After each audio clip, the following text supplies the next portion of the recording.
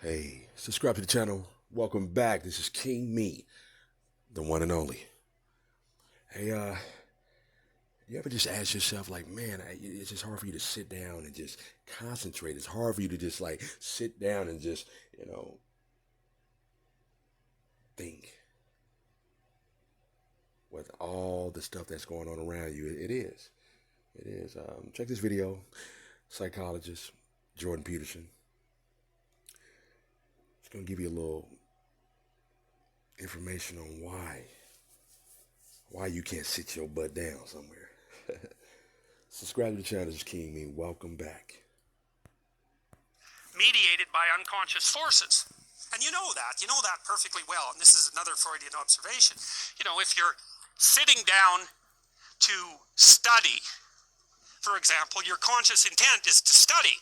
But you know perfectly well that all sorts of distraction fantasies are going to enter the theater of your imagination non-stop and annoyingly. And there isn't really a lot you can do about that except maybe wait it out. So you'll be sitting there reading and your attention will flicker away. You'll think about, I don't know, maybe you want to watch Jane the Virgin on Netflix or something like that. Or maybe it's time to have a peanut butter sandwich. Or you should get the dust bunnies out from underneath the bed. Or it's time to go outside and have a cigarette. Or maybe it's time for a cup of coffee. Or it's like all these subsystems in you that would like something aren't very happy just to sit there while you read this thing that you're actually bored by. And so they pop up and try to take control of your perceptions and your actions nonstop. Maybe you think, well, this is a stupid course anyways. Why do I have to read this damn paper? And what am I doing in university? And what's the point of life? It's like you can really get going if you're trying to avoid doing your homework. And then you might think, well, what is it in you that's trying to avoid? Because after all, you took the damn course and you told yourself to sit down. Why don't you listen? Well, because you're a mess. That's basically why. You haven't got control over yourself at all. And no more than I have control over this laptop.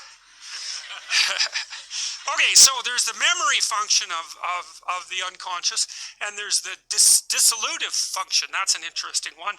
The unconscious contains habits, once voluntary, now automatized, and dissociated elements of the personality, which may lead a parasitic existence. That's an interesting one. I would relate that more to procedural memory. So what you've done is practice certain habits, whatever they might be. Let's call them bad habits. And you like those things to get under control, but you can't. So maybe when you're speaking, for example, you use like and and you say a lot.